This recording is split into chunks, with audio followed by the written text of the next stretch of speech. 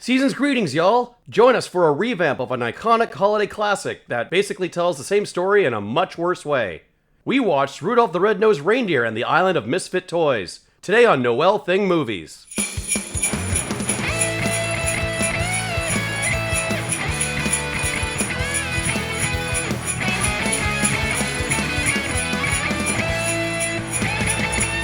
You'll probably want to project a little bit more. I need to project my voice. Just like There what, you go. what you'll be speaking normally at, yeah. Mm-hmm. And Kaz? Yeah, you definitely. Okay. Yeah, you definitely don't want to talk like this because if you talk, You like guys this, sound it's not exactly gonna the go same. Do we? I don't I think we so. just. I think no. My voice is much shriller and annoying. Mine's a little milky smooth. He brings the sex appeal. Yes, is Yeah. what Oh, happes. okay. Yes. Okay, Yeah. Very good. This is. Yeah, you can always. that's a compliment to him I and know an you can insult always. to me. No, you can always tell when Jameson's friends are here because they're always shocked to find out that he's the hot one of the two of us. Oh, and then whenever we have Danny on there, it's like lights out because he's got like the deepest voice of Yeah. every guest we've ever had. Yeah, exactly. Yeah, Yeah. yeah. That's when Danny's a piece of that's shit, when though. you start sounding like me. No, he knows it. Yeah, we used to have access to a proper recording space, but What was it? It was Podstream Studios. It was run by a buddy of ours, but he had to close up shop, unfortunately. And we're shopping around for new locations, but It's expensive. it's very It's damn expensive. expensive. Yes, It's yes. almost like they realize there's a market for this and they're exploiting that for financial gain. Who would have thought? Wow.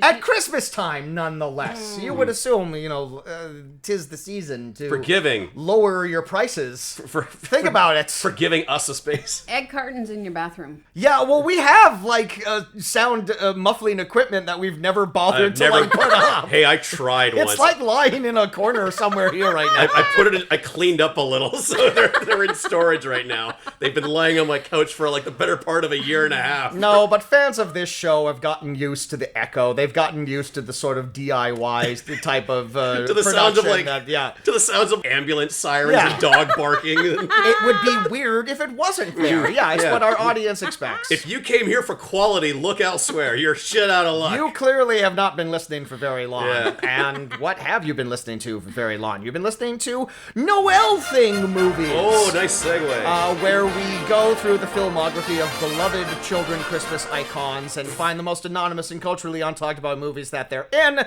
and decide whether or not they've got a certain something or if they're a whole lot of nothing. I'm Kaz Lasgard. I'm Jameson Rafter. And 'tis the season. Once again, we're in Jameson's apartment. He's got the Yule log on. He's got a what's the glasses and the you have a Merry Christmas shirt on with antlers and a Santa hat, but is the glasses and the mustache something specific? There's a fucking hipstery thing that I found at a thrift store. Well, I'm more of on my island vacation, Yeah, much you're- like cousin Eddie and Christmas Vacation too. Cousin Eddie's Christmas vacation. in July, that's what you're rocking. That's here. what I'm trying to do. That's the mindset that I'm trying to put out there. Yeah. Can we also- introduce our guest? We absolutely can, but first we should introduce the movie. Oh. Today we're discussing 2001's Rudolph the Red-Nosed Reindeer and the Island of Misfit Toys, a lugubrious title that once we get into the plot will actually make less and less sense. Why is it called this? I don't know. We'll talk about it today. But yes, we have a very special guest. Jameson, take the reins. Oh. Like a reindeer. Yeah. Like that? Yeah. That's comedy.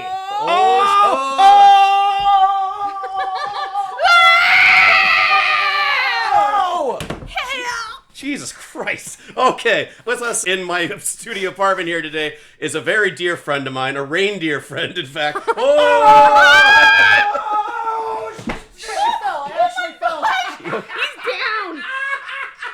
He's down. Jesus, I'm down. did you take something before you got here? What is wrong with you? Jesus. Okay, so I spilled water all over there. Fuck. All right, that'll be...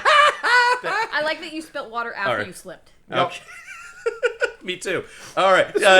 This is a very dear friend of mine here. I've known her for like fucking 20 years or something. 7 or 8, 9 days. Something like that. Yeah. We just met her today. No, she's a former animator and you're an animation instructor now? No, I haven't instructed anybody. Oh, shit. Okay. Yeah, I just was an animator, and Oh. then I made a couple of people. Yeah, you're the hardest job of all, being a mom. Yeah. Yep. And fans of my old Kilroy cartoons will recognize her voice as the mustachioed police captain woman. Ladies and gentlemen, it's Devon Shimell.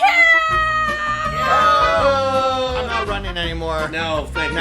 God. Wow, so I didn't. We've actually collaborated on a project together. Wow, I didn't know that. Oh, really? Burying the lead. Yeah, you're both in a Kilroy special. That. Oh, my yeah. goodness. Yeah. How you doing, D? Bring Kilroy back. I got some ideas kicking.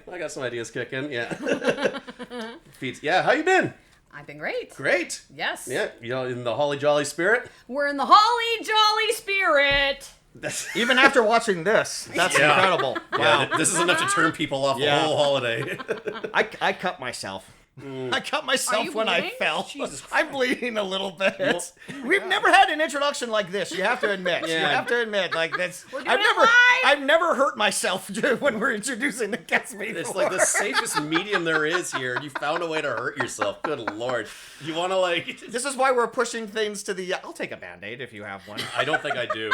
Okay, well I'll just suck on this for Right. the remainder of the show. Dee, Merry Christmas. Welcome. Thank you for coming on the show. My pleasure. It is our Christmas episode, and yes, we are watching the beleaguered sequel to the classic Rankin Bass stop-motion animated Rudolph the Red-Nosed Reindeer that we all watched and were horrified by when we were children. Now we have a new thing to be horrified by, which is this unfortunate CGI sequel, which truly, I have played PlayStation 2 games that look better than this movie. This movie just looks, it's absolutely pure nightmare fuel. It is. I'd never seen this monstrosity before, and I have always just been wrapped up in the warm, cozy stop motion Christmas special of the original. Mm-hmm. However, thanks to It's you somewhat tainted now. two, it has been tainted. Hey, don't blame us. Blame Good Times / Golden Books / Tundra Productions. Good times. Good Times Entertainment. Yeah, I'll be the judge of that. They're responsible for both the original and this sequel. Oh, Really? wow, They, really? they decided to Bring it back. bring it back. Oh man, I thought for sure that maybe it was, you know, the sons of Rankin Bass, or like Jebediah Rankin and Or Ulysses. contractual obligation. Yeah. I watched the credits to this. Nary the name Rankin nor Bass Yeah. is featured anywhere in this. So, I just assumed that this was like some animation upstart company that got the rights to Rudolph the Red-Nosed Reindeer and thought this was going to be like their make or break for the studio. But not the rights though, like a little like adjacent. yeah. Well, Rudolph is one of those weird properties where it's like, who owns it? Truly, true. like Santa it's like, does. Exactly. Yeah, and Santa owns Rudolph. And Santa is one of the biggest media whores in the world, and he's is. always leasing his visage out or whatever. Ever since he sucked on the teat of Big Coca-Cola back in the day, he's just been signing those checks and cashing them every year. And yeah, exactly. And this is a byproduct of that. Yeah. Yeah. But man, I fucking hated the original one. I find them really off-putting. I feel like they're just kind of in perpetuity for the sake of it, the fact that like they've just always been on and we haven't had like a new modern one to kind of take the reins That's on. what this is. That's what they're That's what trying you to That's what asked this is for. attempting This to be. and this is what you get. I know. You know, I obviously, you know, like I looked this movie up on IMDb and on Letterboxd, and I'm going through the reviews of this, and I was shocked to learn that this is a nostalgic classic for a lot of people, or at least like a chunk of people. But I think that's largely how Christmas specials work. I was thinking about this. It's a lot different today now with the advent of streaming.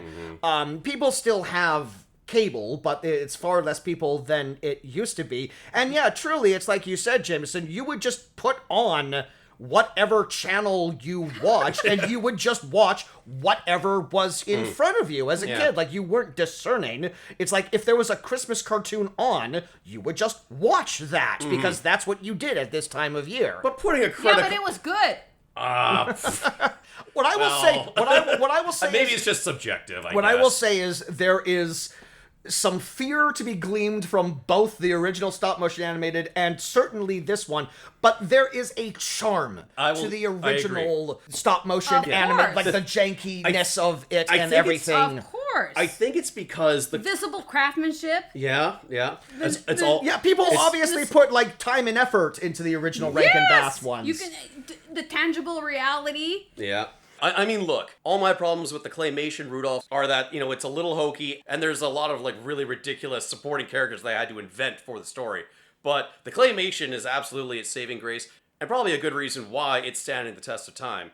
And, stop motion animation has a lot of limitations to it, and Rankin Bass was at the top of their game when they made it. And I think that's an important distinction between the charm of that one and this sequel. The claymation one is always going to look as good as that does. And a lot of the claymation that has come out in the years since then kind of more or less looks about the same. But with the advent of CG, it just keeps getting better throughout the years. And this one was looked like it was made in a fucking afternoon. The problem is that... and the animation industry around it is just going to always keep looking better. Yeah. Whereas there's only so good you can make claymation. On that note, I brought a little something. Oh, a little visual reference here. Okay. I took my first 3D modeling class back in 1999 in 11th grade, and I believe that the snowman looks better than the bullshit. Than the snowman in this movie? Absolutely. Yeah. Yes, look, at least I fucking put a carrot on his goddamn face. Yeah. I would Right? love Look at the texture That's great. on the snow. Yeah. Can you imagine this snowman trying to narrate a wholesome little story about Rudolph and his friends out on an adventure with his cold dead eyes? Mm-hmm. Okay, Yeah. Speaking of which, Yes. Scoop the Snowman Scoop the Snowman. is voiced by Richard Dreyfuss. Dreyfuss. Yeah. Why not bring back the original guy? They gotta make it. They bring back so many of the other characters from that. Okay, so here's the thing. If we're talking about this now, we're diving into this. Yes. So the main problem with doing a CG update of the Rankin Bass models is that they look that way. They are that janky because they are handcrafted. They are handcrafted puppets essentially that you have to move at a fraction of a second to move it. So if you're gonna do a CG update of it, you have to take these character models and you have to put them into CG, and they're just going to look off. If you're going to make a CG movie, just make a CG movie and do new versions of this, or at the very least, don't make a sequel to this in this way. But if we're talking about Scoop D Snowman, what's interesting about this movie is they seem to have the exact character models from the Rankin Bass original Christmas special recreated, yeah. Up to, every single character roughly looks the way they did in that, except for the narrator Snowman. In the original, he's a character named Sam the Snowman, and he has a jolly little sweater on. He doesn't look out of place. He looks friendly, and he's voiced by the golden tone Burl Ives, who did all of his own singing, because that's what he was known for back in the day. The reason they did not get him back, Jameson, is because he's quite dead, and he was quite dead by the time that they got around to doing it, as is, I imagine, most of the people who were in the Merry voices Christmas, of this. everyone. There, Yes. But yes, out of everyone to do the snowman narrator who is known for singing songs about silver and gold, of course they got the guy who famously was fired from the producers right before it went live on the West End. Oh. Yeah, it's famously known for that? Well, perhaps within the musical theater community. Have you seen Curb Your Enthusiasm? Yeah. So there's the one season where Larry David does the producers. Mm-hmm. That is based on the fact that Richard Dreyfuss was cast in the producers for London's West End and was did 2 previews and then was fired right before opening for being hilariously bad. Right. Yes, and was replaced by Nathan Lane, who they probably should have just cast in the first place. But notably, this movie has 3 big celebrity voices. We got Richard Dreyfuss, Jamie Lee Curtis, and Rick Moranis, and absolutely none of them do their own singing. Okay. They are all Gary stand-in Clark, voices. Optimus Prime. Also. Gary Clark is Gary Chalk actually is the only one doing his own singing in this. Yes, because you can. Butchered. Well, but so this is the interesting thing. So yeah, we got the 3 celebrity voices here. All of the other voice actors in this are no slouches either because they're all Vancouver based because they worked for Mainframe Entertainment. Oh, that's cool. So Rudolph I got is fired from them. Hey, well, then let's pick at that wound for over the next couple of hours. You can glaze over that. Sure. You can just edit that out. But Rudolph is voiced by Dot Matrix from Reboot. Of course, Gary Chalk is there. Both Hermie and Yukon Cornelius are voiced by the guy who did Rat Trap, Dinobot, and Waspinator from Beasties. The kite who's afraid of heights is voiced by Tarantulas. So they're all it's all voices from our childhood. Oh, Yeah. neat. Yeah, it is neat. Every voice actor's got to be a Swiss Army knife of voices in them. Yeah. Well, good on them. That's true, but then like you hear their voice. Everyone's voice in this seems to be like some variation of no, I'm some sort of terrible toy that doesn't work the way I'm supposed to, and that's just the thing about Jamie Lee Curtis's voice. Is what is she like German? she's like a Russian hippo with like fairy wings. Why is there a hippo at the North Pole? Why is there a Lion King? Why did they make a sequel to this? We truly need to get into the mythology of this particular taking an opportunity, golden opportunity to create some new beloved characters. Well, a couple of years ago, we did a Christmas movie called Blizzard with Whoopi Goldberg. Whoopi Goldberg as a talking reindeer who befriends a little girl, and we had a lot of fun dissecting the mythology of that particular North Pole because that North Pole did a lot of things different from other cinematic North Poles than we've seen. I got lots of questions about how this North Pole seemingly works because there seems to be like multiple kingdoms going on. They're all toy-based kingdoms run by different monarchs. Flying animal monarchs who don't talk to each other. There's the Island of Misfit Toys, and then there's Castaway Cove.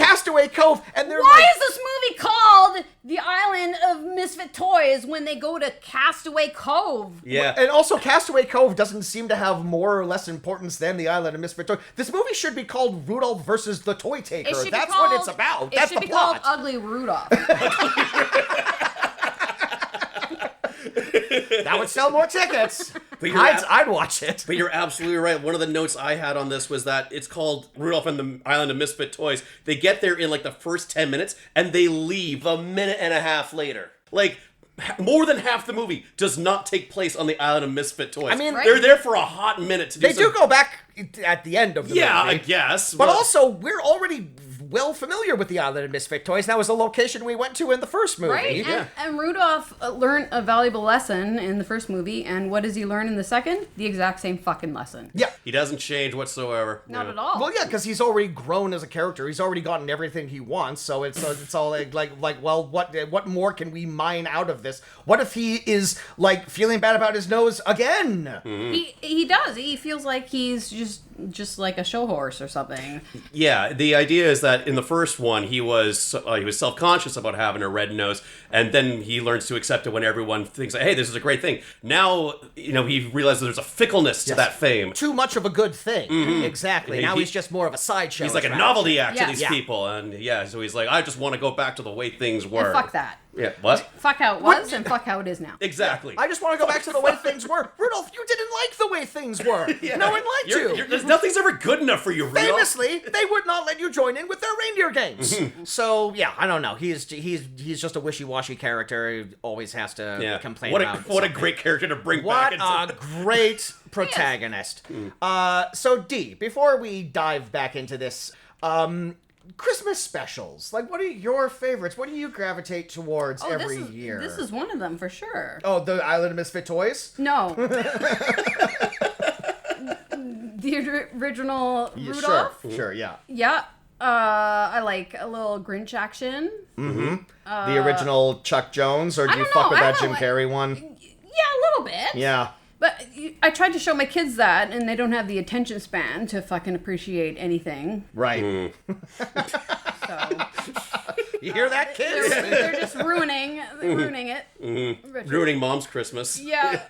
Is that a part of becoming a parent, is being excited to show your children the things that you got excited in, and then just not engaging with it at all? As an animator, I have tried to show my children these beautiful films of our past, and they don't want to watch them at all. They're too slow. Right. They need the break. They need the breakneck speed of a Paw Patrol or a. Yes. Yeah. Yeah. I kind of like the slower pace of some of these specials. Like one of my favorite ones Things is are too fast now. I know. Like, it'd be nice to just kind of like calm the fuck down and enjoy the Holidays are a moment. time to just relax. Have you watched K-pop Demon Hunters? No, I haven't. But I recently watched It's a very fast movie. It's very fast. I recently watched the Across the Spider-Verse movie, and even though I liked it, there's so much goddamn like maybe I'm just getting old, but there's so much that's happening all at once, and like all the characters are wearing masks, so I can't quite tell who's talking at any given moment. The thing I noticed about the Spider-Verse movies the last time I rewatched the last one is that so much exposition happens in fight scenes. Yeah. Like, two characters are, like, punching the Vulture, and they're, like, giving, like, vitally important plot points, like, as they're doing it. And yeah, I do like those movies, but you're right. It would be nice if we could, like, pump the brakes for a second. Yeah. That's how I felt watching this movie, that I was having a horrible fever dream, and that my subconscious was just, like, feeding me fucking, like, visuals that don't add up to any kind of fucking plot whatsoever, and I was confused a lot of the times. Like, who is the bad guy? Well, the toy taker. He's taking the toys. You understand? But in the end, Well, but that's a spoiler because we will recap is she bad? She, I mean, Well, she is a monarch, so like fundamentally, yes, like they do. We do need to smash the monarchy. Yeah. What we need to do is we do need to dismantle the system of power and give the proletariat back to the people. So really, I think ultimately the true villain of the story is Santa Claus himself. Right. Yeah. Well, in the original, he's a piece of shit. that's right. Yeah, he was a little abusive. He's terrible. Yeah, like it's He's very grumpy. Who's Yeah. Rudolph's dad again? Donner.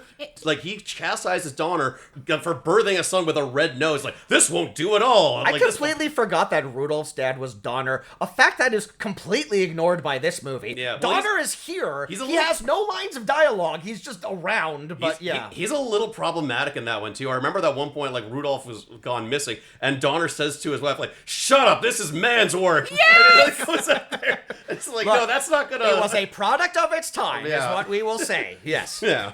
But yeah, D, to your point earlier about how Queen Camilla is like shaded to be a villain, it works in the context of the first movie, where Rudolph's story is, ostensibly about accepting who he is. And Camilla is essentially just a plastic surgeon for toys, and she's all like, "Oh no, you're right, there is something wrong with you, and I can fix you." Which is a horrible message for the kids. It was. Yeah, but like one of my favorite holiday specials is the Charlie Brown Christmas special, and like it's just a cozy watch. It's a little slower pace. Cozy. Yes, it's cozy. It's a nice sensation. The only time they speed up is when they're doing those dances. Yeah. And Snippy's doing this. it like gets that. a little preachy at the end there, but you know what? It's just Oh, fine you by mean me. like It's the got a nice 5-minute sermon that Linus gives directly to the audience? Yeah, no, it's a little preachy. Yeah, but whatever. It's a fine Christmas special for what it is. Yeah, I mean, if we're talking about short movies that are also stop-motion animated, we gotta throw Nightmare Before Christmas in there, and that's like the classic bridge movie because you can watch it in November because it's half Halloween, half Christmas. And Don't even fucking compare that. don't even fucking compare it to that. Well, it's apples and oranges necessarily. Yeah, It is. But I mean, so all right, Rudolph, Island of Misfit Toys. It is directed by William R. Kowalchuk Jr.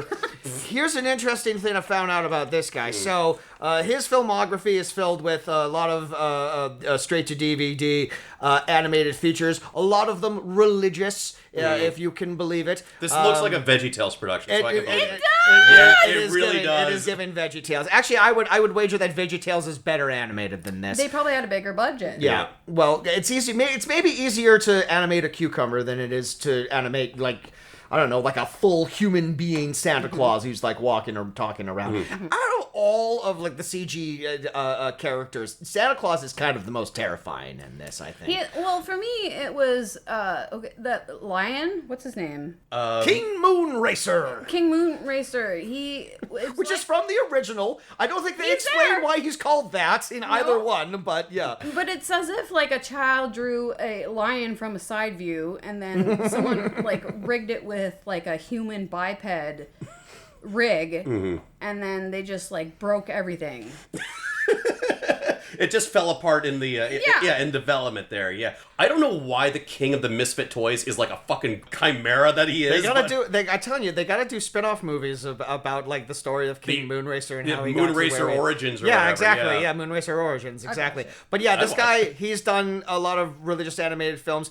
He did an animated version of Ben-Hur, fuck the off. children's classic Ben-Hur. Every child loves watching that tremendous story about slavery and leprosy. Notably for the animated Ben-Hur, they actually managed to get Charlton Heston back to reprise his role of Ben-Hur like 2 years before he died. So I'm sure it's great. I'm sure he was thrilled. I'm with sure that. it's like a strapping young animated Ben-Hur, and he's just all like, "Hello, how's it going?"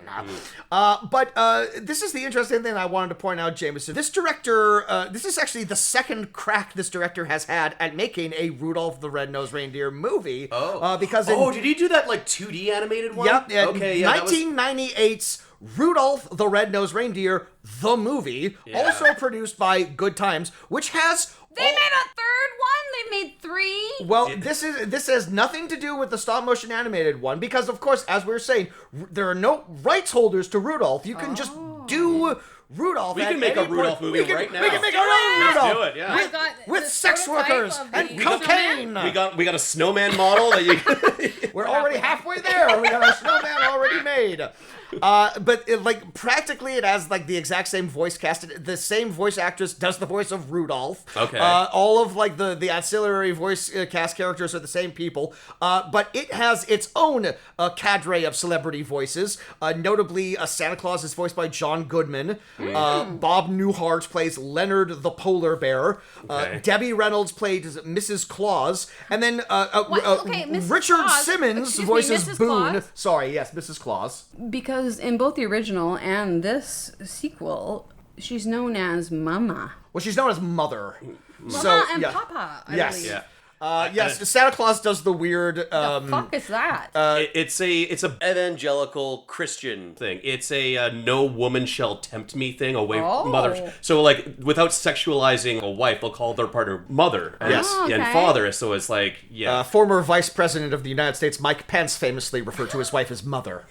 And it was totally normal, and everyone was... and everyone is cool. Everyone with it. was very fine with it. But also in this other animated movie, two of our favorites, Jameson, Eric Idle as Slyly the Fox, and Whoopi Goldberg as Stormella, the evil ice queen. Stormella. Yeah, so this is the second crack that this guy has had at Rudolph. I can only imagine the first movie has to be superior to this. Probably better animated. I will never watch it, but yes, this one is 2D animated. You can have a look, D. It looks like a normal movie. You know, to a certain degree. Like, it doesn't look like a fever dream nightmare. Oh.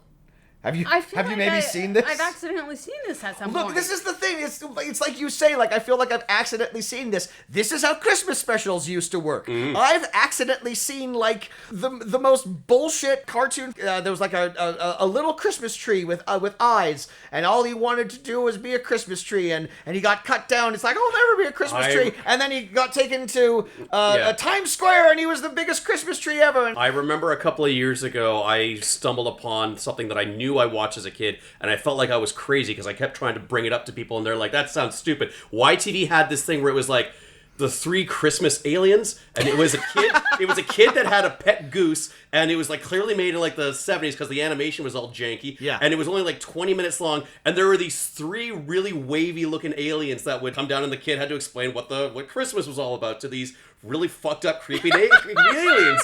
And I'm like, you gotta believe me, there was this movie and I saw it as a kid. Like, sure, Jameson.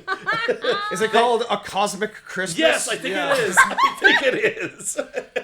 Oh yeah, these things? Yes. Yeah. Just, some weird stuff. Yeah, roll up a fucking fatty blood and watch that trip down memory lane. Yeah, I mean the thing is like these mom and pop, mama and papa animation studios or whatever. It's all like, we can make some easy money just by throwing together something animated, something Christmas, and they get the Christmas part, and they almost always Christmas. barely get the animated part. And this is certainly one of those. But this one is immediately preying on our nostalgia to something that everyone of our generation certainly definitely watched at one point in time. Yes. Okay. Well, should we take a quick little break? And Yeah, I should probably mop up the water that I spilled right next to your bed. bandage your hand or whatever needs to be done. Well, I would if you had any Band-Aids. All right, we'll take a break, and when we come back, We'll talk about this fucking movie. I should probably. I might need an IV. It's been bleeding the entire time. Really? No, it stopped. It's Okay. fine. All right. I'm all right, everyone. Or am I? Oh, you we'll gotta see come what- back. Oh! How's Kaz gonna hurt himself this time? Spoilers. All right, see you in a minute.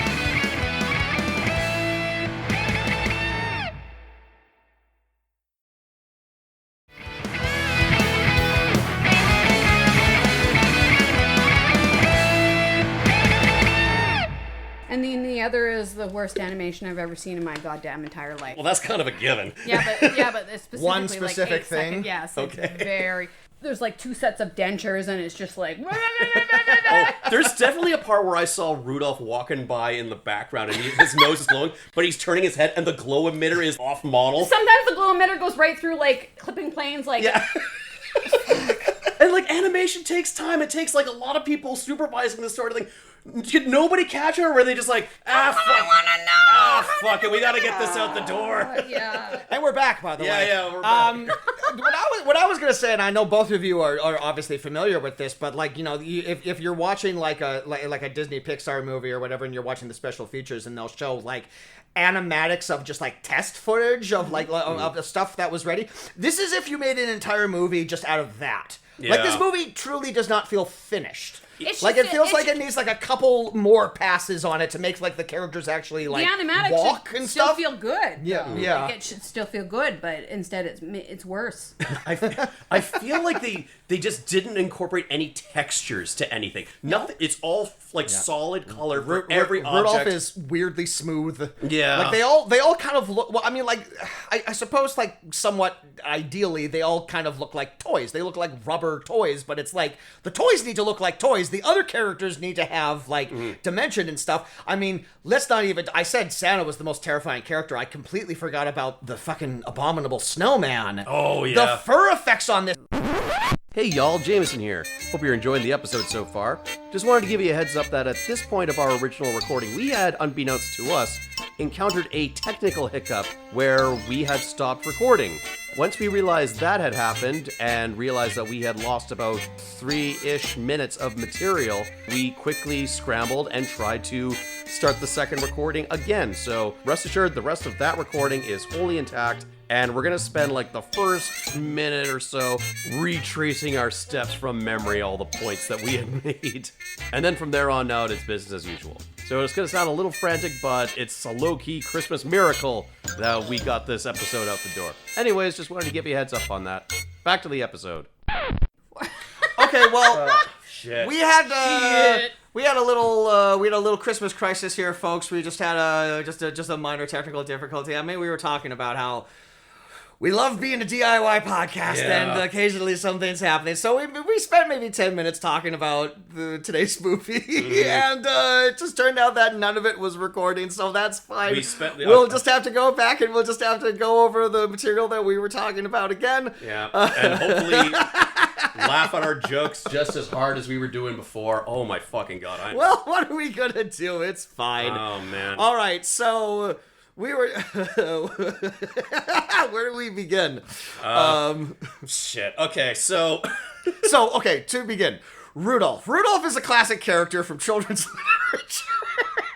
all right, so the movie opens. Let's just start from like the movie recapping. Sure. All right. So the movie opens on an idyllic little town. Call it Anytown, USA, and we're zooming in to a child's window, and we are seeing all of her toys. I need to bring the energy for this because this is our second turn at this. We're gonna I don't even want to do like the same fucking bits that we were doing before. Man, we were rolling. We were really kicking there.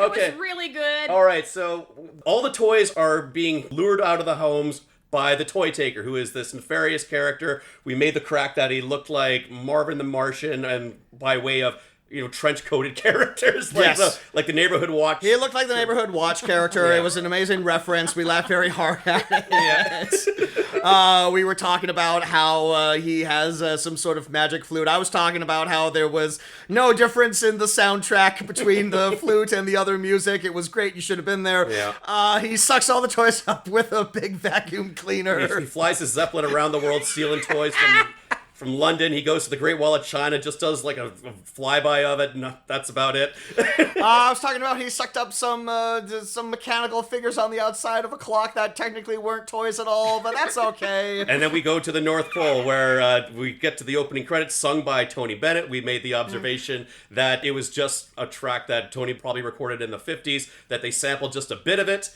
and then they just handed it off to the synthesizers to fill in the rest with the opening credits. You'll go down in history.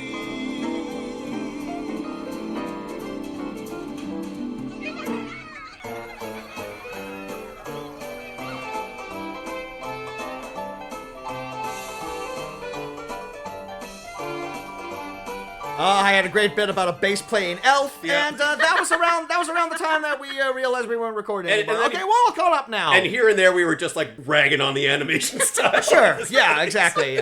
Look, these episodes always run a bit long anyway. Now we have more time to just sort of like riff. So yeah, Rudolph the Red-Nosed Reindeer. Okay, so the first movie has happened. Rudolph is a cause célèbre. Yeah. He's the number one guy in all of Christmas Town. The Scoop the Snowman, our melodious voiced narrator, is telling us how like the craziest party. Oh man, you wouldn't believe this party. It's like the nuts. Remember what happened like the last go around? Well, that's nothing compared to this adventure that Rudolph's and going on. we cut inside, and there's a holiday party. There's a very modest party where everyone's just sort of like enjoying drinks in each other's company, and it's really not that big a deal at all. Yeah. Yes. They asked Rudolph to say a few words, and as he's up on stage, everyone's just like, "Hey, Rudolph, do the nose thing. Blast your nose into the fucking disco ball. Do the disco ball, Rudolph." This is one new thing too. Is that, like Rudolph has never had like laser powers before, Yeah. truly, and this Yeah, is you like can a really new thing. like fucking laser. He can point focus the beam. Yeah. Yeah. I always thought it was just like, a big glowing red thing that would just clear the fog, Yeah. but no, it's... It also like lights up when he's like horny. Well, this Yeah. is the thing that we've skipped over. Is like before this moment, there's an entire musical sequence where Rudolph and Clarice, his doe girlfriend, are frolicking around in the snow, and we were saying how like sometimes characters are singing themselves and they're singing songs that inform and move the plot forward. And in this particular case, this is just like some sort of like Michael Bolton style character who's like singing like a very generic love song about like, "Girl, you're flying through the air, girl, into my heart." That's your Michael Bolton? And it's just it's very weird because these are child reindeer, but I feel like, and D, you watched like the original movie. The weird thing about like this Clarice character, it always does feel like she's kind of giving Rudolph bedroom eyes. Yeah. Like she's very forward here, and it's like, and the other weird thing about this sequence is there's basically no dialogue between Rudolph and Clarice in all of this. Like Well, it's almost done entirely silently. It's all implied, man. She's giving him It's the about bedroom. the implication. Exactly. It's about the implication. I'm watching this thing where it's Herbie shows up and kind of slaps Rudolph on the ass. He's all like, "Ah, go get her, champ." Yeah, kind of that type But thing. I'm watching this stupid looking kids movie where like I'm seeing elves like slow dance and I'm just thinking, I wonder if anyone's getting laid at this party. and then like seconds later, there's Clarice giving him the open door. They need to have a reference like the Ron Howard Grinch movie where they're having a holiday party and there's just a bowl full of keys. Remember that? Remember how that's in that movie? Yeah. That's a joke that they actually made it into that film. Oh. Yeah. So also at this party we see Bumble, the abominable snowman. He truly does look abominable. The fur effects on this character are not working at all, and he has a big plate full of Christmas cookies. And my immediate thought was, what's he gonna do with those? Because of course we know Yukon Cornelius pulled all of his teeth out. No, Herbie pulled all of his teeth out. Because he's realized the dream. He's now a working dentist. Yes, And there's and this is how you domesticate terrifying snow creatures. You pull their teeth out, and then they basically become indentured servants to you. simple-minded servant. Yeah, Absolutely, that's what he is. So yeah, we really just broken the spirit of this majestic snow monster, and he's just like a big Harmless. dumb guy. But yeah, he's just gumming these cookies, and Yukon Cornelius is over by the eggnog bowl, and he's He's putting his pickaxe He's into still doing that. He's still putting his fucking pickaxe and everything and licking it off of it, and it's just all like, that was old hat back in the original one, man. It's just like, You know why he licks it? I would love to know. Well, Because he's looking for silver and gold. right, but Yes. why does he lick it? Because You tell us. Because he's trying to... Well, apparently, in the DVD release, there was a additional scene that wasn't included in the original where Cornelius like throws his pickaxe in the air and then licks it, and he discovers that the flavor he's been after is Like peppermint? Peppermint, yeah. Because he's mining the peppermint mines, and that's been... Did you look up like deleted scenes for this movie? Like, did you do more research than either of us? I wanted to know why he licked the fucking pickaxe. Is what I wanted. Well, that was from the first movie. He was licking the fuck out of that but pickaxe why? all the time because he's looking for silver and gold. That doesn't taste like anything. It tastes like silver and gold. It has like here's the tastes thing. metallic. Here's the problem. Yeah, well, here's the problem with Yukon Cornelius's methodology here is that he's licking the end of his pickaxe to see if he can taste the gold and the silver in them hills, and all he's getting is a metal taste in his mouth because his pickaxe is made out of metal. So yeah, he's not a terribly smart character at all. Yukon Cornelius, a character that I would have been perfectly happy if they just didn't need to bring him back. They didn't need to He bring him adds back. nothing to it. Doesn't need to go on the adventure here or whatever. At one point, like when the adventure really fucking kicks off, Rudolph happens to run into Yukon Cornelius outside the mine and says like, "Hey, you doing anything? No, you want to tag along?" He's like, "Yeah, sure, There why ain't not?" no more peppermints in these mines here. Looks like old Yukon Cornelius is homeless again. So I just really wanted there to be a scene where he dips his pickaxe into the eggnog and he licks it, and just like one elf walks over and just like, don't do that. yeah, we all have to drink from the eggnog here, buddy. That's for everyone, all right? So a kite from the island of Misfit Toys comes by looking for Hermie because King Moonracer, the fucking chimera that he is, he's got a toothache. And this is because Hermie's the only fucking dentist in And town. this is this classic trope or whatever where it's like sometimes Scoop is the narrator, other times he is like involved in part of the story or whatever. This kite comes by, I guess Hermie has set up like a little dentist's office or whatever, and there's a sign on the door that says dentist is out, and the kite goes, "Oh no, how tragic," which is this character's catchphrase, which I will bring back later. But then Scoop the Snowman comes out of nowhere and says, well, he's over at the Christmas party at the castle. It's the only castle on the hill. You can't miss it. And then the kite just fucks off and doesn't even thank him for the directions or whatever. He's in a hurry. He's a rude-ass kite, basically, is The my... kite's always just floating in the fucking background. Yeah. Yeah, and we find out that this kite is from the Island of Misfit Toys because he's afraid of heights, even though this kite is constantly flying, and it seems like this doesn't really bother him at all. He's afraid of heights taller than a house or something. Yeah, he can't go. He can levitate off of the ground, but if he goes like any higher than that, if he goes blimp height, for example, then he has a real problem with that. Yes, but Tarantulas Kite goes to Santa's workshop, and he goes up to Rudolph and says, King Moonracer has a horrible toothache, and only Herbie the dentist can help. And so Rudolph... And it's traveling, like... Toothmobile! Toothmobile, the yes. all-terrain dental facility, he calls it, which can convert into into a boat. Yes. And it's got like these tank treads on it. But when you're inside, like, all the windows just show, like...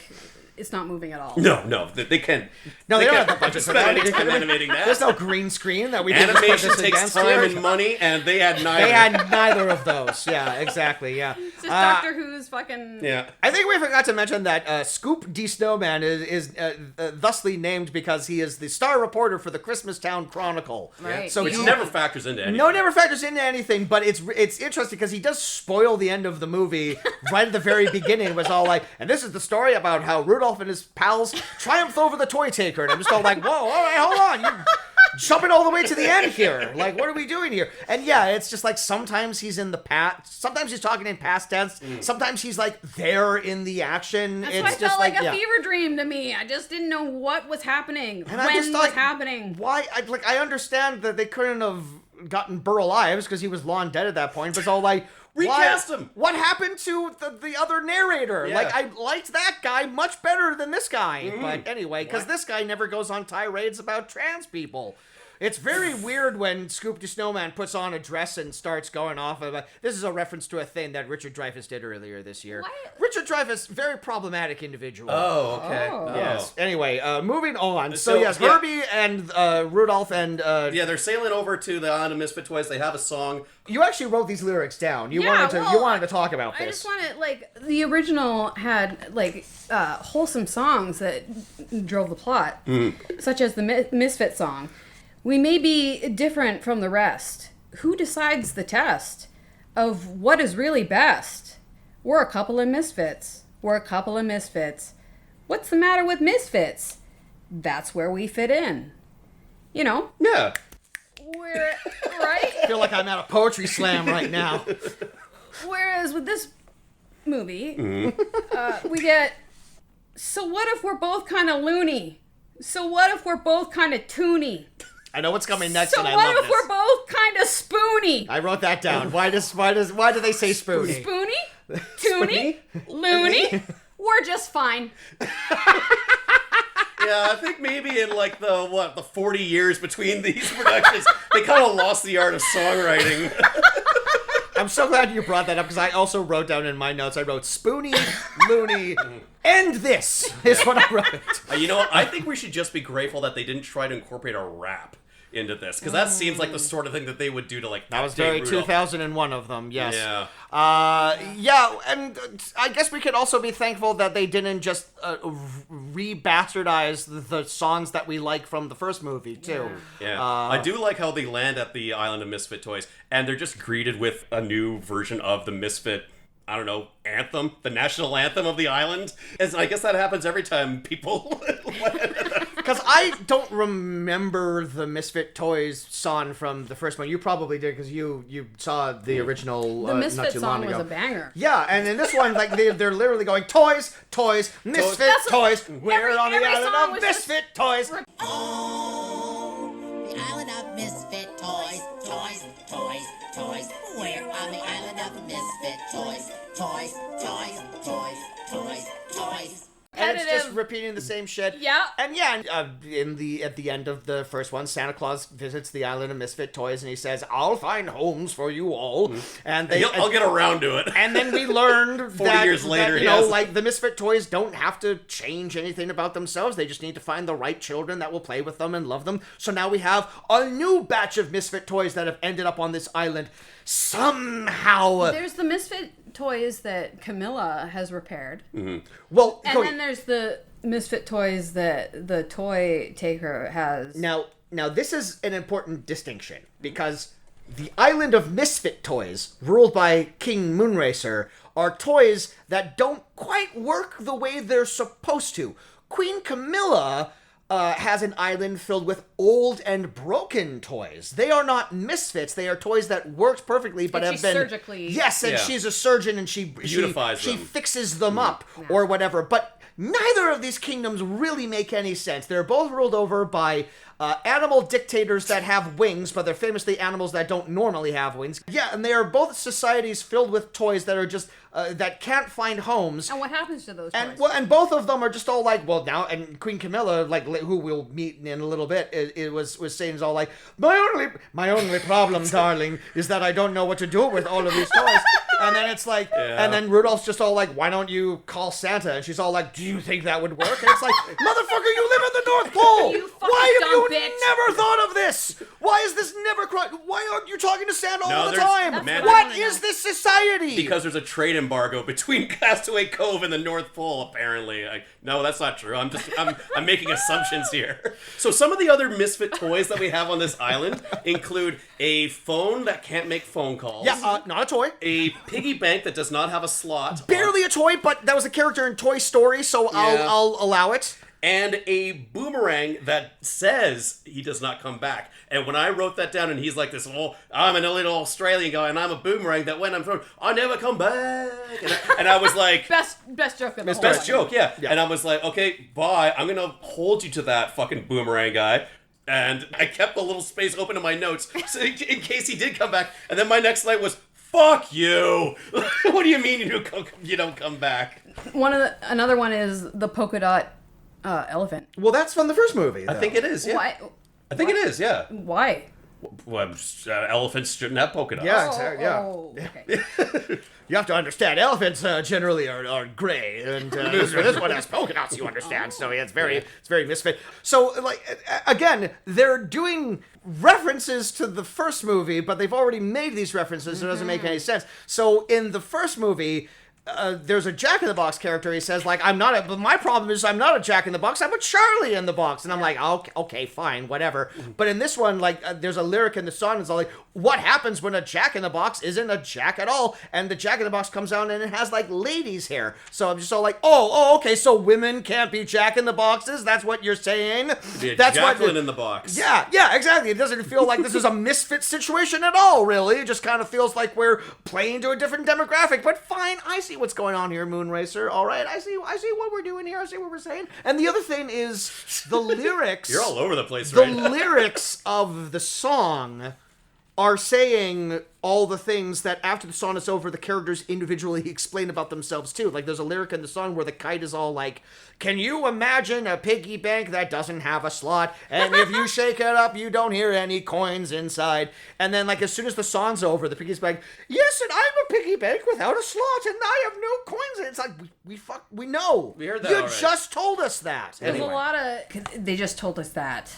Yeah, there's a whole lot of that going on. Yeah. In case they didn't catch it in the song, maybe people Now, just left the room. To be fair, I was barely paying attention to this movie, I was- maybe some needed people it, were. yeah. I was having a couple of drinks watching this, so it was good to get that reinforced for me. All right, so back at Santa's house there, he's locked up all the toys because he knows that the toy taker's on the loose. So yeah, I'd better take extra security. I'll just lock this one door. and now these toy soldiers guard it. And then Scoopy Snowman says, and then the unthinkable happened. did The he take- unthinkable being the toy taker Did he take the took toys? the toys, Is that what including happened? the toy soldiers. Did he fucking take the toys? Yeah. Scooby Snowman, is that what happened? Wow, Yeah. what an ace reporter you are. I wonder if it had anything to do with the big ass fucking skylight. The big ass fucking glass ceiling that fucking Santa has over the toy workshop.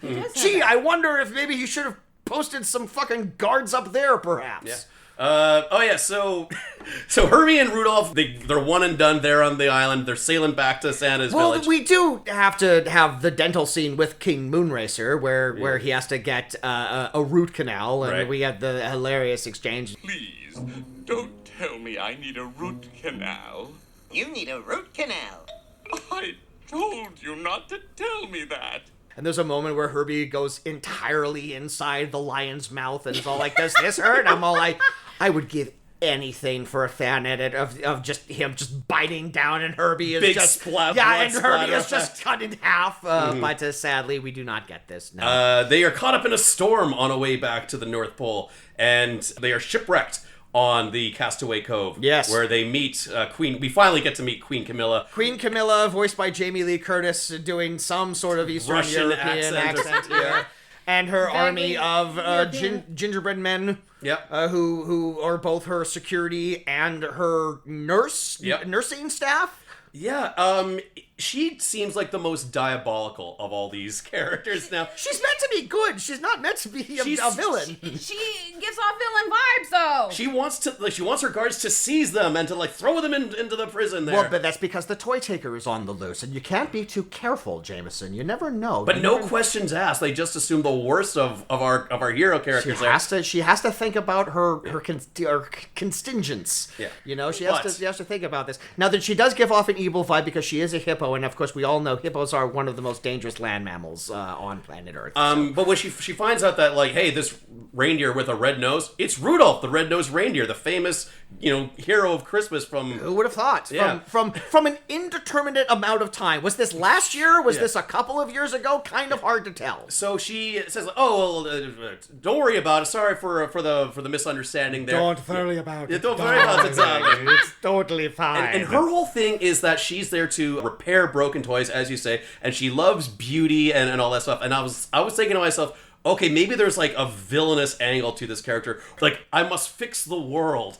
Like, you, Rudolph, like, there's an imperfection in you. I will repair your nose, as Rudolph actually requests him to do, and I'm not going to take no for an answer. You made the call to get your nose repaired, and I'll stop at nothing to fulfill that for you. Yeah. There was a draft of this where she was a villainous character, I thought. So Yes. So both of these characters, so both of our protagonists, they Queen Camilla, for whatever reason, says like, you can ask any favor of me. You can ask any favor of me, darlings. Don't worry about it. You can anything you want. And Rudolph says, I would like a regular nose. I would like to be regular. I don't want to be like famous anymore. And Herbie says, I would like a date with the Tooth Fairy. Because what we have learned about Herbie in a previous scene is that when he graduated from the Elf Academy of Dental Arts, which of course is run by the Tooth Fairy handed him his diploma, and he fainted on sight because she's just so beautiful. You would think that he is the only dentist elf. Well, look, this is my question right here. Is like, there's an Elf Academy of Dental Arts. In the first movie, he was a misfit because he didn't want to be a toy maker. He wanted to be a dentist, and elves just can't be fucking dentists. And now, yeah, you're right. Now there's a whole dental academy. That was there the entire time? And he's not even like the first graduate. There's obviously it would. Yeah, he was like, there was the other elves were in that class. Yeah. So like, yeah, this is completely blowing the lid off of the first. And the same, his boss in the first movie was just a fucking hard ass. The same elf foreman from like the first movie is back again. He's all like, you're such a misfit, Herbie. I don't like the fact that you're a dentist. And it like, let it go, buddy. None of this matters if there's an entire academy run by another mythological figure that clearly must have Santa Claus's phone number. He's just he's a rabid anti-dentite. That's a Seinfeld reference, kids. And Herbie is all like, you'd better be careful. One of these days, you're gonna have a toothache, and you'll have to come to me, and I'm the only elf dentist. And it's all like, no, again, there's a whole school. Maybe it takes several years to become a practicing dentist. Maybe he's the only elf dentist on site. In that era, He's only traveling. That's true. That's right. And according to IMDb trivia, apparently there's an after-credits scene where the elf foreman does in fact end up in Herbie's dentist chair.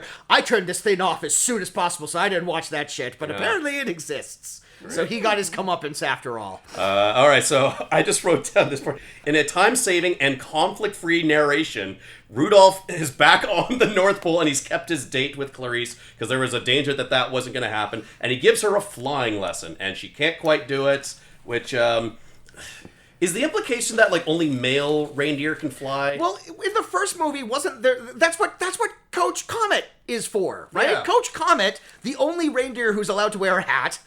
So you can tell. That's how you can point out which one he is. He's the whistle and the baseball hat. Exactly. Yes. But it's like that was his job is to teach the reindeer how to fly. Yeah. I don't know if this is like a deeply it seems like a deeply misogynistic type society that we're living in. In this movie, Claire says, "I'll never earn my wings." Mm-hmm.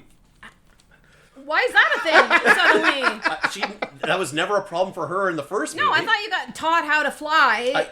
Yeah. And it's like, Santa's reindeer know how to fly, because Santa's reindeer have to fly the sled and fly him all around the world. They're special. Do all the reindeer need to know how to fly? I feel like maybe this is a question we also asked during Blizzard as well, too, because that was also about a reindeer learning how to fly. Female reindeer. Exactly. Yeah. We smashing that glass ceiling. Yeah. No, Vixen smashed the glass ceiling. That's true. Vixen was canonically the first female. The first female reindeer, to which might carry over to this if the other reindeer had personalities or names at all. All the reindeers in this movie are the same model. Who was Rudolph's mom? Did Rudolph's mom have a name in the first movie? Was she Vixen? Oh. Vixen is a female coded name, so Yeah. I guess maybe canonically Vixen has always been female. Who's to say? The Black Widow of Santa's reindeer. That's the right, yes. the token female of the because group, she is always luring men into compromising positions and then murdering them. Yes. Clarice's snow flying lesson isn't going very well, and Rudolph's all like, hey, maybe I'll get a nose job. And Clarice says, no, I like you the way you are. And Rudolph says, "Oh, maybe I'll stew about this for a while until I come Yeah. ultimately to the decision that maybe I'll through like multiple flashbacks." Yeah. That's the deciding factor. That's- is yeah. Clarissa. But even that, Clarissa does explain it all in this one scene. But she says, like, yeah, I like your nose, but she's afraid to admit her feelings to him because she thinks she's too ordinary for such a celebrity status reindeer like Rudolph. And Rudolph says, like, nah, baby, that's crazy talk, and I like you just the way you are. And I'm just And that's what spurs her to start flying. In a scene that comes way too fucking early, because there's a scene later on in the movie where Clarice does fly, and that would have been like a way more satisfactory and rewarding payoff to this arc of her trying to learn to fly. it's like you say, the movie's called Rudolph and the Island of Misfit Toys, and we're at the Island of Misfit Toys at like minute 10. Yeah. And then we've moved on from that. So yeah, it's like this movie. Something tells me they didn't know how to fucking write this movie. But it's like, Clarice, you look exactly like Rudolph, but you have eyelashes. You're meant to be together. That's how it works in cartoons. Yeah. As evidenced by like the woodland critters in this scene, where we have like two squirrels and one of them has come hither eyelashes as well. It's all like, that's the lady squirrel. That's how you can tell. It's either that or they have a bow in their hair. Anyway, the toy taker has seemingly been taking all of the world's toys, and he must have thousands upon thousands of toys. But we see the inside of the toy taker's lair, and he has charitably like 15, Yeah, maybe 10, 15 of them. It's just like a big empty thing. It's all like, surely you could have thrown like some models in the background to just like have. But it's like, Sure. nope. But that takes time. You got to animate all of those. gotta So write it's and like, they didn't even animate them. but it's the Misfit toys from the first movie. So we got Charlie in the box. We got Polka Dot Elephant. Can you imagine a polka dot elephant? freak! And it's the toys from the little girl. Yeah. And The Toy Taker, he sings his motivation, which is exactly Jesse's story from Toy Story 2. Yeah. Yeah. Exactly. So, okay. So the Toy Taker is voiced by Rick Moranis.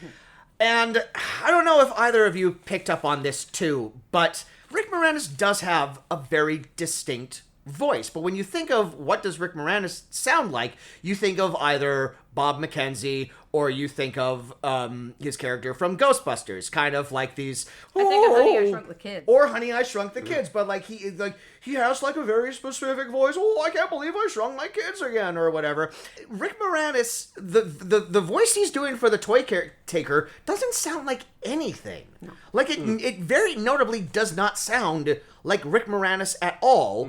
And so I looked up the cast on IMDb, and notably, the Toy Taker is credited to a couple of different voices. As I said earlier, all of the celebrities in this don't sing their own songs, so it's a sound-alike when Jamie Lee Curtis has her song. It's not sound alike at all. It's It's a someone sound. else. It's a sound-alike when the Toy Taker does his song. That's not Rick Moranis. So that actor is credited as Toy Taker. Rick Moranis is credited as Toy Taker, and then there's a third character who's also credited as the Toy Taker.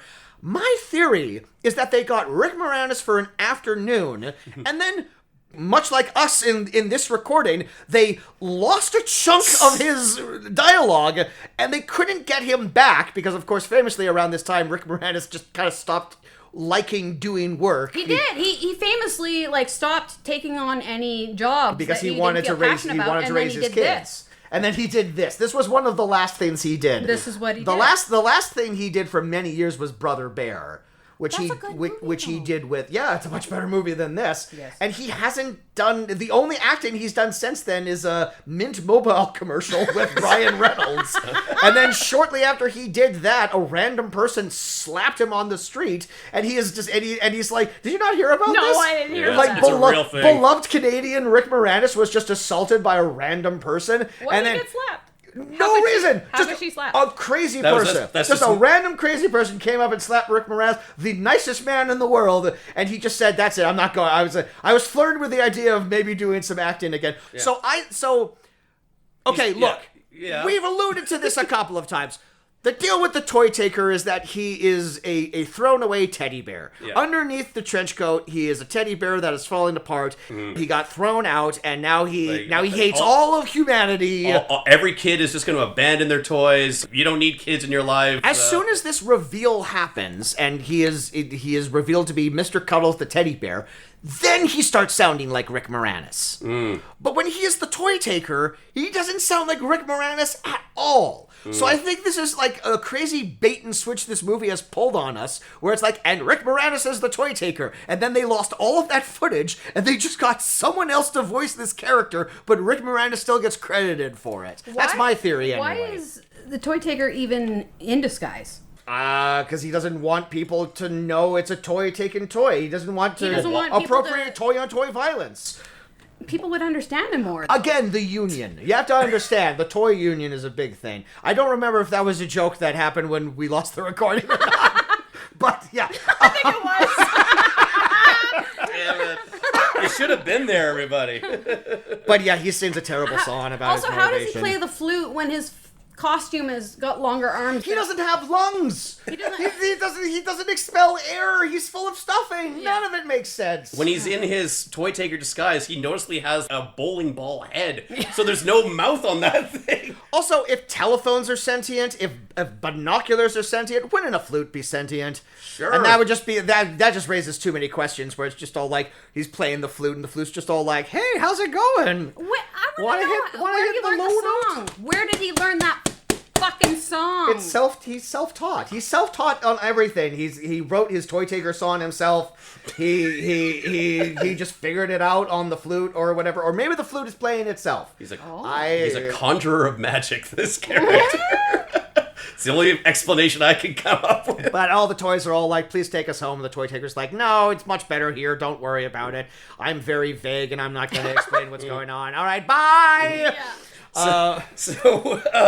Back at Santa's workshop there, he's throwing everybody under the bus for the theft of the toys. He's like, oh, if I only guarded them myself. If I should have done it myself. Yeah, you can't do anything, fucker. You're all useless, he would say.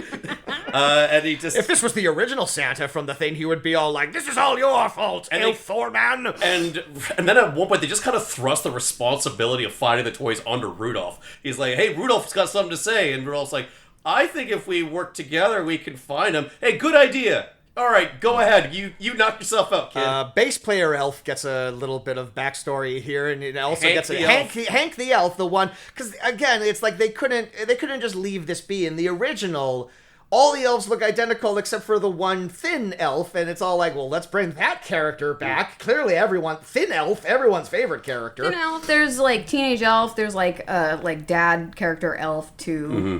They're the only ones. Right. Everything else, all the other elves just look identical. But there's like a few distinct lieutenant elves. Yeah.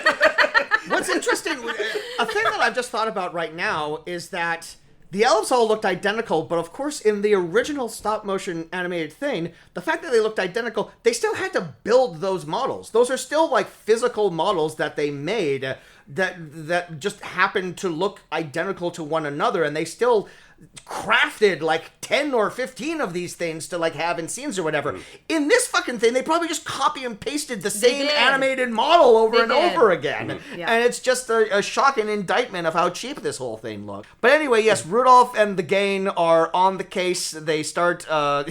I love how Mrs. Claus is just all like, Papa, perhaps we should look for clues. And it's like, this was written for fucking 3-year-olds, my God. So they go back to Santa's workshop and they're looking around and they find a bunch of stuffing on the floor, and Santa goes, this stuffing hasn't been used in years. We discontinued this. And he like this puts is a little... asbestos. We haven't used this since the 50s. That's why he's evil, because he's filled with asbestos. And it's warped his brain. Yeah. He's made of asbestos and mercury. That's why he... Yeah, there you go. It warped his teddy bear mind. Yeah. So they deduce that the only place where toys haven't been taken yet is the island of Misfit Toys. It's back to the titular island of Misfit Toys. Mm-hmm. And they disguise themselves as toys. The two deer are fastened with these fake wind-up keys. Hermie is a tooth, a toy tooth, I guess. Yukon Cornelius is a ballerina dancer. Because that's hilarious. A man in a dress. Yeah. And then... Can you imagine? Yeah. And then Bumble's in his Easter Bunny outfit. And for once, he's not a fucking eyesore. No, and he looks a lot better. And frankly, he should keep that on all the time because... He has a great line that's just like... Every one of his lines, he sounds like he's drunk. I don't know if you noted this, but in addition to voicing Santa Claus, Gary Chalk is also the voice of Bumble. So that's They gave him some that's Roman Gary, Coke. that's Optimus Prime going the entire time. Yeah, I'm sure he loved that. He gave him some schnapps and silly. But all of the Misfit toys are sucked up. Again, he's half using the flute, half using the vacuum. Everyone gets sucked up, but he says like, I can't take you with me, buddy. I'm sorry, you're just too big. I gotta leave you behind. Yeah, he's a sympathetic bad guy like that. He wants to do right by his brother and toys. And then Bumble tries to swim after his blimp, but he's a sinker. He's a sinker, so he breaks off a chunk of ice, and he's still in the story, and it's all like, he didn't need to be. No. They could have left him behind. They didn't need to bring anyone along with them. There's a lot of characters that don't. Yep. You mentioned Rudolph and Clarice have like jammed like keys into their back or whatever and stuff, and yes, and Herbie on brand has to dress like a tooth. Because that's just one thing. That's my one. We get it. You're a fucking dentist. It's my one thing. It's my only personality trait. And even Rudolph starts giving him shit. It's all like, teeth aren't toys, Herbie. That's all. I know, maybe for you. Like, you into any bands, Hermie? You see any good movies lately? Yeah. I love this one horror movie called The Dentist. Like, all right, yeah. God, yeah. You see the movie Teeth? I went to this movie Teeth at the It's not what I thought it was going to be. At the North Pole Blockbuster, and I was very surprised. I thought it was a documentary. Jump cut to the fucking like horrible teeth movie. Jesus Christ. with the teeth in the vagina. Vagina. Detentia, yes. Yeah. So the toys are still under the magic flute influence of the toy taker, so they throw our heroes off the blimp. God, you know what would have been like easily to like what might have like gotten that point across is if maybe like the eyes of the toys were like different somehow, perhaps like some swirling animation in the eyes or whatever. Focus? Again, like there's no any kind of focus whatsoever in the eyes. Yeah, if they were like looking at the person that they were talking to. Yes. Yeah. This movie needed no help in making any of the characters look any more dead-eyed than they were. Well, yeah, I mean, that's literally like a line of dialogue that Rudolph has. It's like they're in some sort of trance. It doesn't look like they're like alive behind their faces at all. And you're right. Yeah. And that's different from regular How. Yeah. But the toys turn coat on them, and the kite's all like, intruder alert, and the toy taker comes out and it's all like, haha, you're not toys, get out of here. At one point, Rudolph gets knocked out because he's trying to fly back into the blimp, but he knocks his head on a closed door or something, and he falls, and Clarice flies after him, and it would have made such a much more impactful moment if that was the first time that she flies. Yes! Because now it's earned, there's a surge of adrenaline, it's a heroic moment, and not just like, oh, Rudolph loves me, hooray! Like, yeah. Unicorn Cornelius attempts to be useful to the plot by chasing the toy taker onto the roof of the blimp, and of course, because he's wearing mountain climbing cleats, he's poked holes in the blimp. That's why they brought him back. That's right. The only reason they brought him back. And of course, the blimp he's wearing hiking boots. Very slowly loses altitude, as opposed to how it would go in real life, where it would just like explode into like a ball of fire. Because that is helium in there, but that's fine. And there's not one, but two scenes of Yukon Cornelius falling to his death, and both times he's saved by one of his friends, and both times I'm like, so the blimp crash lands in front of the peppermint mine, and that's a sentence you just said. I know, right? I mean, I wrote it down, I said it out loud, and like, also, Deus Ex Boomerang comes back and knocks the fucking toy taker off the thing. I was like, oh, fuck you, Boomerang, you did come back after all, you're not a misfit at all. It would have been funnier if like the Boomerang was all like, oh, I'm useful after all, look at that, I figured it out. I figured out how to come back, didn't I? Oh, that would have been good. Have you ever gotten a boomerang to work in your entire life? Only in Zelda games. They don't work. Yeah. Anytime I've ever tried to use a boomerang, it's just all like, oh, well, it's over there now. All right, fine. Yeah. I'm sure it's happened. I just can't do it. You gotta be Australian. You must be this Australian to use this toy. Yeah, exactly. The only one with accents is the boomerang and Jamie Lee Curtis. Yeah, exactly. Yeah. As our Russian queen hippo toy surgeon. You know, that old hat. That's also a sentence you said. I did, yeah. They're fine as well. So the toy taker runs into the abandoned peppermint We mines. get a minecart chase. We get a minecart chase right out of Temple of Doom, and Yes! and everyone's having fun. And the toy taker is like throwing kerosene lamps at them that are like actually exploding. And I'm like, Jesus Christ! Did you notice this one point in the minecart chase where the toy taker has glowing eyes? Did you like? But they're in the dark, so like you got to illuminate them somehow. I have to imagine. But there's like some weird glow effect. Like they're still white eyes. They're not like glowing red or anything. It was just like some weird effect that only for one shot he's got some glowing eyes. You know, Christmas magic. Yeah, What are you gonna say? that passed inspection, I guess. Yeah. So yeah, Rudolph and Clarice are following him, and then shortly after that, we get minecarts with Yukon Cornelius and Bumble and Santa and Mrs. Claus, who are now here, who are inexplicably are just now here in a minecart of their own. But they show up, and yes, and they corner the toy taker, and we have we literally have the Scooby-Doo moment where Rudolph says, "Let's see who this toy taker really is." And it's a teddy bear we hadn't seen before. It's a teddy bear we hadn't seen before. And what's weird... Brand new character. Well, this is expressly what's weird is because so many of these models are modeled from the original animated short. When you throw in this new teddy bear character, it immediately stands out.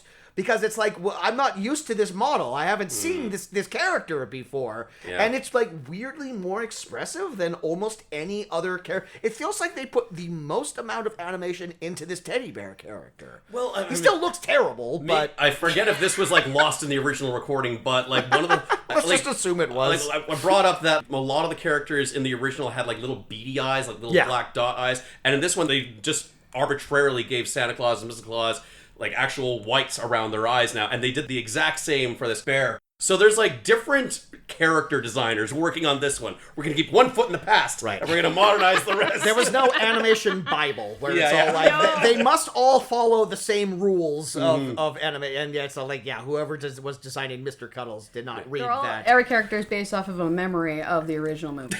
It's not as if they can get run out and get a copy of it.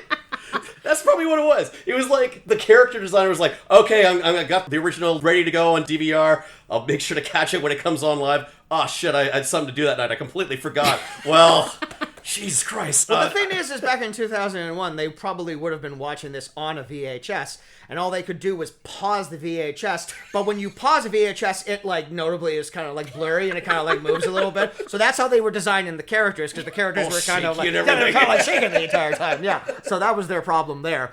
And then Mr. Cuddles, the teddy bear, tells his legitimately tragic backstory. Like, this was the only moment this movie approached something where it was like expressing an emotion out of me. Was all like the most laborious. Yeah, this is set. And so I became the toy taker to spare other toys from the eternal darkness of cardboard boxes and the harrowing indignity of the trash heap. And as I mentioned earlier, and tears, literal tears. This flying kite, this asshole kite, who is is trying to establish his catchphrase. Is all like, "How tragic!" And it's like, dude, the one moment of this movie where something tragic actually happened, that's the moment where you gotta fucking come out and say it. But no, nary a word out of this fucking kite. And then Santa reveals that, like, oh, don't you see, Mr. Cuddles? Yes, your boy outgrew you and got into video games or whatever, but he was saving you for a family heirloom. And we can take you to Queen Camilla and stitch you up, and I'll deliver you myself on Christmas Day. And not only that, but he's been looking for you all of these years. Yeah. He never meant to throw you out. He threw you in a box in the attic. It was a big misunderstanding. It's all like, oh, great, so we like the kids watching this aren't even gonna have to learn like a hard lesson about life that sometimes you outgrow things. Plastic or surgery solves. Absolutely, yeah. If make you beautiful again. If the person you're in love with doesn't love you, change your outworld appearance, Yes, and then it's they'll not about fucking what's inside. Absolutely, yes. Well, we know what's inside: asbestos. So yeah, I like the idea that Santa was just kind of like pulling him along with this, and I'm just like, oh yeah, no, he was gonna save you for a family heirloom. Yeah, we'll take you to him like myself. We'll take you to him right there. Just keep looking at that icicle. Yeah, and he just. I'm thinking like he's two to the back of the head. I'm thinking like The movie starts with Rudolph's like a child again, even though at the end of the first movie he's a child and then an adult, but somehow Does he turn into an adult at the well, end of the? like a normal, grown up, like a grown grown up. up. Yeah, this kind of takes place in the years between. This is the other weird thing, is that, like, Rudolph and Clarice are still ostensibly child reindeer, but then we meet some Rudolph groupies, and they're, like, younger reindeer, and I'm all like, I thought they were kids, so I guess, I don't know, they're like smaller. preteen. Yeah. They just scaled down the model. They just took the Clarice model and they just made it, like, smaller. Yes. Yeah, exactly. Yeah. Yeah, that's what they did. Yeah. So everything's fine. Mr. Cuddles has been patched up and everything is forgiven, and Santa's going to take all of the toys back, and he hops into the sleigh and he says, "Roll out!" I had to get one of those in there. And Mr. Cuddles gets taken back, and Santa... in like off-screen dialogue, Santa's all like, "Steven's all grown up now, but he has a child of his own, so don't worry about it." And Santa goes into the room with Steven's daughter, and he puts Mr. Cuddles in the crib. And as a mother, I'm sure you must know, you're not supposed to put things in cribs. Leave the crib death. So that's a very dark ending, perhaps, to this movie. Just murders the baby. Yeah, good ending. Yukon Cornelius discovers that there is silver and gold in his mine. It was underneath all the peppermint. And it's like, well, that is a very good callback and a very unearned conclusion to this character that really didn't need to be in this. Queen Clarissa goes to Rudolph and says, "So how about that nose? You still want to get changed?" And Rudolph flashes back to all of his good nose memories. He's like, including the line from the song. Yeah. "Rudolph, won't you lead my sleigh?" He's all like, I did save Christmas, didn't I? Yeah. This was really helpful. Yeah, we knew like that. Last year. The last movie, you saved the day by lighting Santa's sleigh. and you don't think there's going to be another foggy Christmas coming up? Yeah. Well, okay, that's the one moment that the movie gets a little self-aware. But what if it's another foggy Christmas Eve? Santa can't afford headlights, darling? So I was all like, it's too late for that movie. Yeah. Being self-aware, it's far too late. I've sat through multiple terrible songs. Yeah. You're not getting any brownie points off of that one. We didn't get meta humor until like the 2010s. You're like 10 years too early for jokes like that. Yeah. Yeah. And then it ends with Richard Dreyfuss's song of the best Christmas ever. I wish you didn't tell me that they had like different singing voices for that. I would have loved it if that was Richard Dreyfuss's singing voice. It's really obviously not, though. Okay. Everyone knew deep in their hearts it was gonna be the best Christmas ever.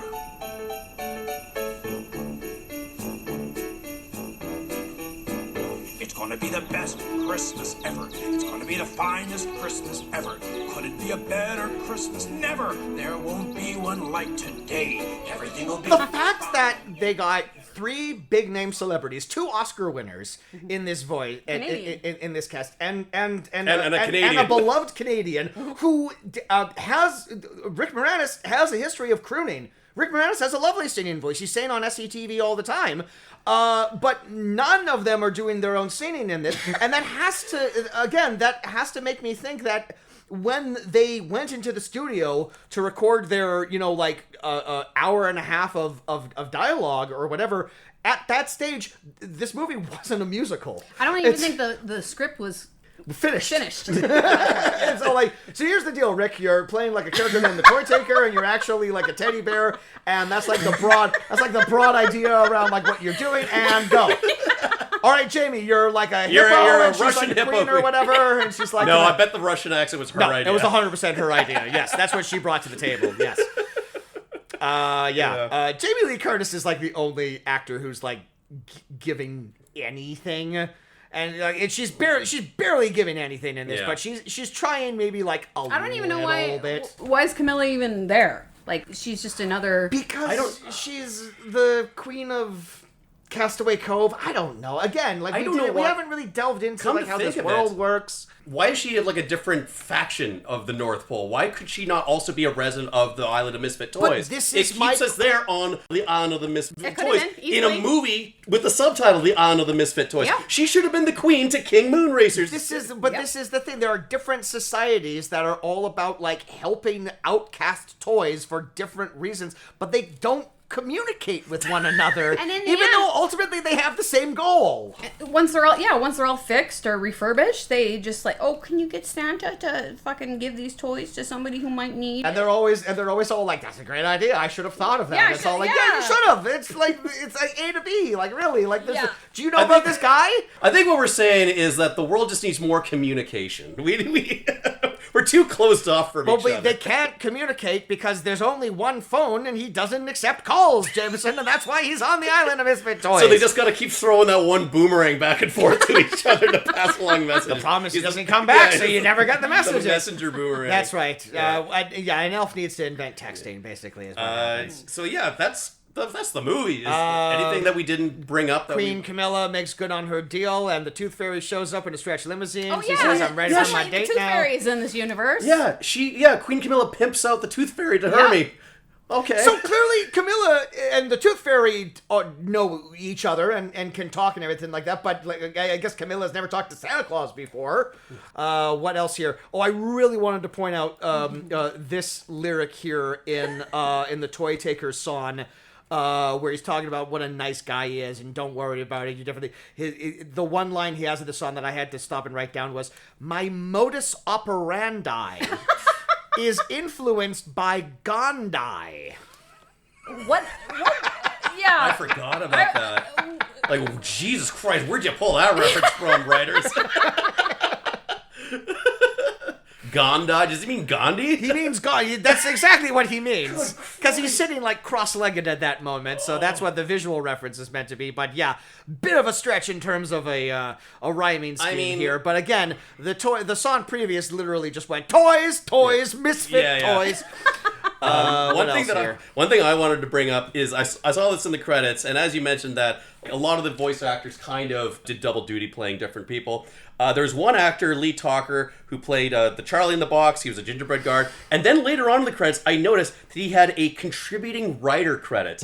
And that's how he got the job. I don't know exactly what that was, but because he did the voice of Charlie in the Box, I have to imagine that he was just like, I have a suggestion I would like you to make. And they took that as a response. Yeah, like in TV, if like a character... Toy Taker is lacking sufficient motivation.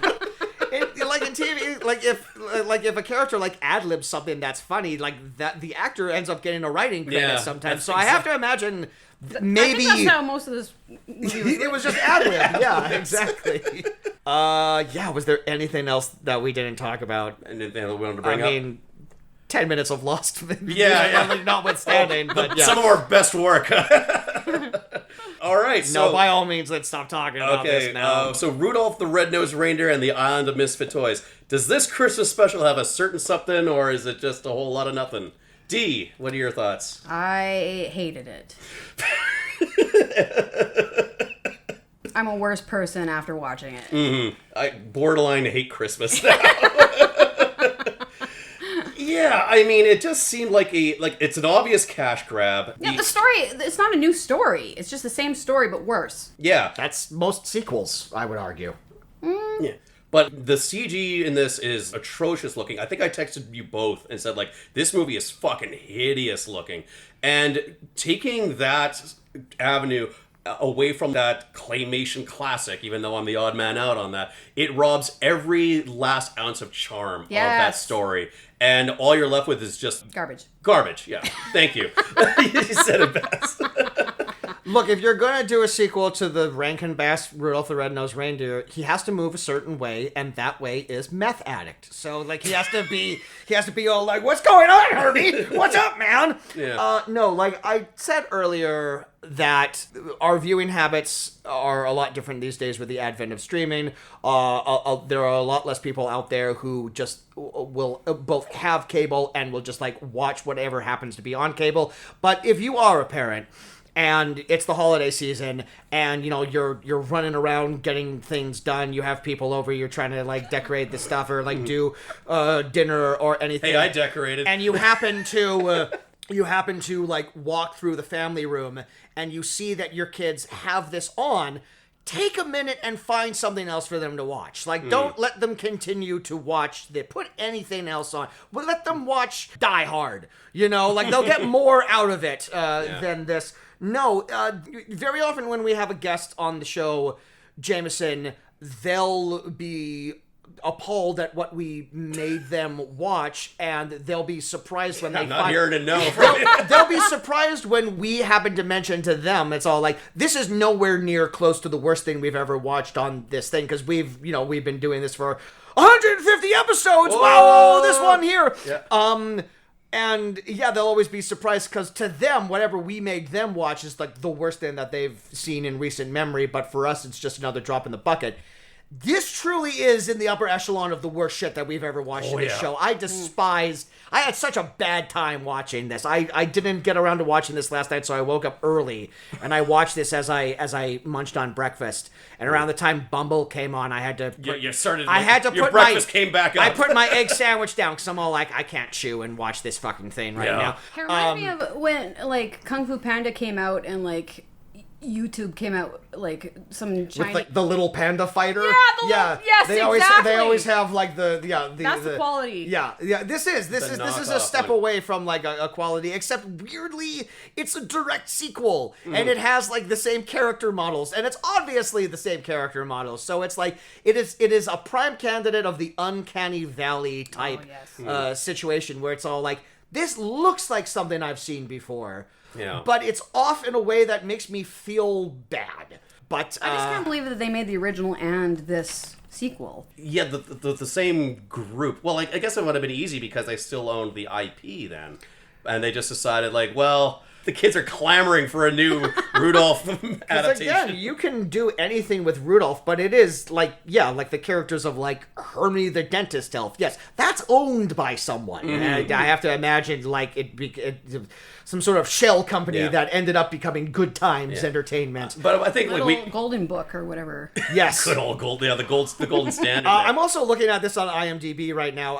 Another prime reason that we should have mentioned much earlier to watch the original and skip this is that the original Rudolph the Red-Nosed Reindeer, 47 minutes. This was an unbearable hour and 15. How did it get longer? So, they really added a bunch of stuff that they did not need to. Even if you cut out some of the songs, I still think this would have been longer than the original. Or, in my opinion, you could cut out all of the songs and all of the dialogue and also don't watch this. Don't make this. Don't make this, Well, that was... Dee, lovely to meet you. Sorry we put you through that. Sorry we took you away from your children. Thank you for driving all the way out here. Really appreciate it. It's great seeing you again. You too. Yay. Yep. As I just mentioned, this is episode 150. Yeah. So we're going to be wrapping up the year with yet another recap of our 50 episodes where we... The last 50 we did. The last 50 we did, where we list all of those because we like to have fun with that. I'm going to wager that those are our least popular episodes in terms of listenership, but we're going to do it because it's our podcast and we can do whatever we want. You. Yeah, fuck you. Exactly. Do whatever we want. Merry Christmas. Fuck you, listeners. Fuck you, fans. Merry Christmas, you filthy animal. Yeah, exactly. And happy holidays to everyone out there. It was great getting all these 150 under our belts. Always fun doing like the Noel thing, movies, Christmases. Yeah, it's been a good times. Well said. Thanks, man. And that was Ugly Rudolph. Yes. Yes. Directed by some guy. I don't know. My phone's off and I'm not even going to look it up anymore. Nobody cares. By Larry Rankin and Bobo Jebediah Bass. If you like this episode, please check out our back catalog of episodes. We'd like to thank Eddie Lamb for his fantastic theme music. You can follow us on some of the social media. Not all the social media, because some of the social media is run by Nazis, but some of the social media isn't. Not naming names here. Not yet. I don't know. You know what? That sentence may come back to bite me in the ass at some point in time. We'll give that a cut. Sure. We'd like to thank Eddie Lamb. I already said that. You know what? I'll thank him twice. I like to. He's the guy so nice. We'll thank him twice. Eddie Lamb. He did the theme music, and we love him. I'm Kaz Lesgard. I'm Jameson Rafter, and Rudolph doesn't have any iconic lines, right? I'm just a misfit. Yeah. Why can't I fit in? Yeah, usually I try to end these with like a line from the subject matter, but... This is the net. A series of worlds connected by Bob the Guardian. Oh, yeah. Because it's dot matrix is the thing. Right. Okay. All right. Well, happy holidays, everyone. Bye. Autobots roll out. Sorry, I stepped over you there. Give it one more. Give it one more. Merry Christmas. Merry Crimbus.